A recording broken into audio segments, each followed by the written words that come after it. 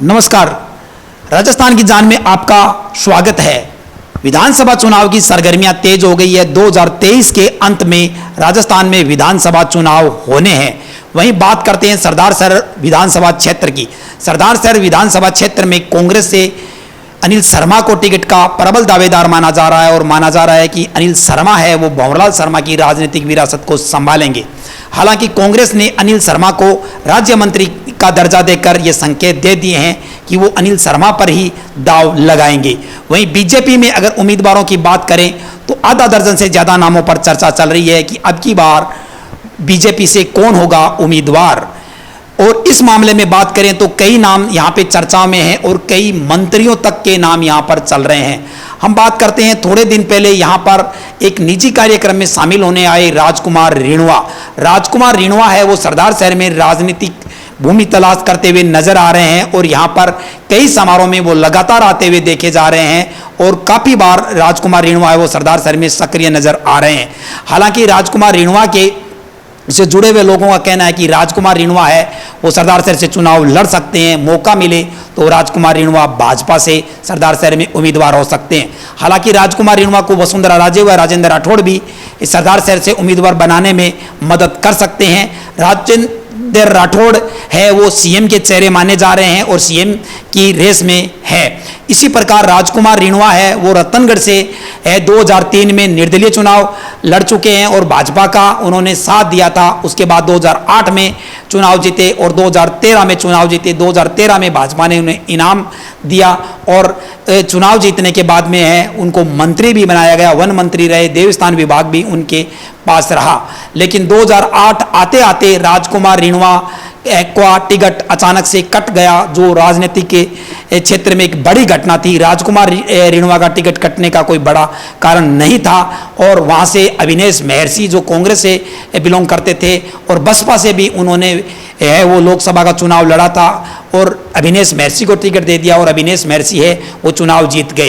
राजकुमार रिणवा है वो बीजेपी को जवाब देना चाहते थे, निर्दलीय ताल ठोकी, लेकिन बात नहीं बनी और राजकुमार रिणवा को मात्र 10% वोट प्राप्त हुए। 18,789 वोटों से ही राजकुमार रिणवा को संतोष करना पड़ा। उसके बाद राजकुमार रिणवा के सलाहकारों ने उनको बताया कि अगर आप सरदार शहर से टिकट मांगते और वहाँ से चुनाव लड़ते।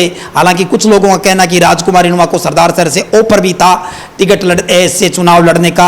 हालांकि भंवरलाल शर्मा जैसे दिग्गज के सामने वो चुनाव नहीं लड़ना चाहते थे। अगर लड़ते तो निश्चित रूप से आने वाले समय में वो राजनीति में सक्रिय भी रहते और निश्चित रूप से है वो प्रभावशाली नेता बने रहते। लेकिन देर आए दुरुस्त आए, राजकुमार रिणवा अब है वो सरदार शहर से चुनाव लड़ने की प्रबल संभावना मानी जा रही है कि वो सरदार शहर से उम्मीदवार हो सकते हैं।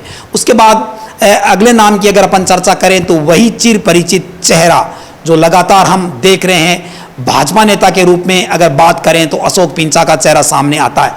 अशोक पिंचा लगातार 5 बार विधानसभा चुनाव भंवरलाल शर्मा के सामने लड़ रहे हैं और 5 में से 4 चुनाव अशोक पिंचा को हारना पड़ा है। एक चुनाव में अशोक पिंचा ने भंवरलाल शर्मा को पटकनी दे दी थी। हालांकि उसके बाद है अशोक पिंचा 2 चुनाव जीते। तीसरे चुनाव में विधायक भंवरलाल शर्मा को उन्होंने चुनाव हरा दिया था और फिर 2 चुनाव लगातार हार गए हैं और माना जा रहा है कि छठी बार भी अशोक पिंचा है वो उम्मीदवार हो सकते हैं। हालांकि अपन बात करें जैन अल्पसंख्यकों की तो उसमें माणकचंद सुराणा को लूणकंड से टिकट दिया जाता था, अशोक पिंचा को सरदार शहर से दिया जाता था। बीकानेर संभाग से 2 जैन धर्मावलंबियों को टिकट दिया जाता था। माणकचंद सुराणा को भी टिकट वह लूणकंड शहर से नहीं मिल रहा है। इस स्थिति में अशोक पिंचा को भी टिकट दिया जा सकता है। अशोक पिंचा भी यहाँ से प्रबल दावेदार माने जा रहे हैं और पिंचा समर्थकों का कहना है कि पिंचा ही चुनाव लड़ेंगे और जीतेंगे। अपने अपने दावे हैं। अपन बात करें तीसरे उम्मीदवार के रूप में तो तीसरे उम्मीदवार है राजेंद्र राठौड़ का दायां हाथ कहे जाने वाले हरलाल सारण।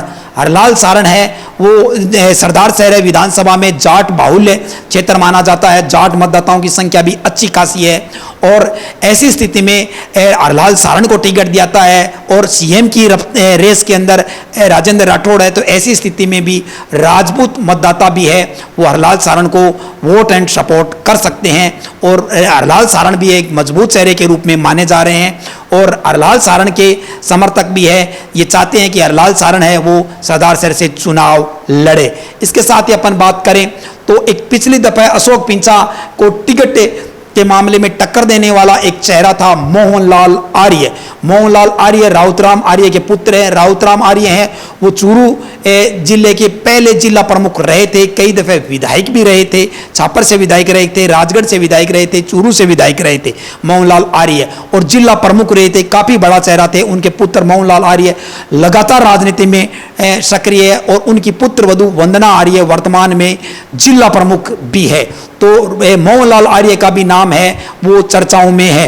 इसके साथ ही अपन बात करें तो यहाँ से नाम आता है भाजपा से अगले चेहरे के रूप में तो सत्यनारायण सारण, जो भाजपा से सरदार शहर पंचायत समिति में प्रधान रहे थे। हालांकि पंचायत समिति सदस्य का चुनाव भी ये गत पंचायत समिति के चुनाव में वो हार गए थे सत्यनारायण सारण, लेकिन फिर भी माना जा रहा है कि छोटे चुनाव में एक एक वोट मायने रखता है और कुछ समीकरण बन जाते हैं, हार जीत होती रहती है। हार के डर से नेता है वो लड़ना नहीं छोड़ते। तो सत्यनारायण सारण भी है वो एक चेहरे के रूप में देखे जा रहे हैं और वो भी लगातार राजनीति में सक्रिय हैं। वो भी है जो अपनी टिकटें के लिए भागदौड़ धूप करते हुए दिखाई दे रहे हैं। ये जो चेहरे थे वो चेहरे थे। इसके अलावा बात करें तो कुछ लोगों का कहना है कि राजेंद्र राठौड़ भी सरदार शहर से चुनाव लड़ते हैं। मेरा निजी मत है कि राजेंद्र राठौड़ सरदार शहर से चुनाव नहीं लड़ेंगे। मुझे नहीं लगता कि राजेंद्र राठौड़ सरदार शहर से चुनाव लड़ेंगे। सरदार शहर से भी अगर वो चुनाव लड़ते हैं तो यहाँ भी उनको कांटे का मुकाबला है वो फाइट करना पड़ता है और यही स्थितियाँ चूरू में है। तो चूरू में वो बच्चे बच्चे को वो जानते हैं और बच्चा बच्चा राजेंद्र राठौड़ को जानता है। तो ऐसी स्थिति में राजेंद्र राठौड़ सरदार शहर आते हुए दिखाई नहीं देते हैं। इसके अलावा कुछ नामों पे और भी चर्चा चल रही है। शिवचंद सौबे है जो अधिवक्ता है, जयपुर रहते हैं, वो भी लगातार टिकट मांगते रहे हैं और उनके समर्थकों का कहना कि शिवचंद सौ को भी मिल सकती है। मुरलीधर सेने भी उपाध्यक्ष रहे थे, ओबीसी से एक बड़ा चेहरा है, वो भी टिकट के दावेदार के रूप में माने जाते हैं। बीजेपी में अब देखना यह है कि कौन वो चेहरा आता है जो कांग्रेस के सामने यहाँ पर कमल खिला सके। और जो अनिल शर्मा से प्रथम दृष्टया लग रहा है तो यही है कि जो मुकाबला बीजेपी का है वो अनिल शर्मा से होना है। हालांकि जो राजनीति है वो अनिश्चितताओं का खेल है। टिकट जब तक मिल नहीं जाए तब तक कहा नहीं जा सकता। लेकिन कांग्रेस में लंबी लिस्ट नहीं है, ना ज़्यादा लंबे दावेदार माने जा रहे हैं कि जिनकी कोई लंबी लिस्ट हो। हालांकि ये कांग्रेस से भी कुछ दावेदार हैं, कुछ नाम हैं, वो हम आपको अगले वीडियो में बताएंगे। आप देखते रहिए, हम आपके लिए लगातार लेकर आते रहेंगे मिशन 2023।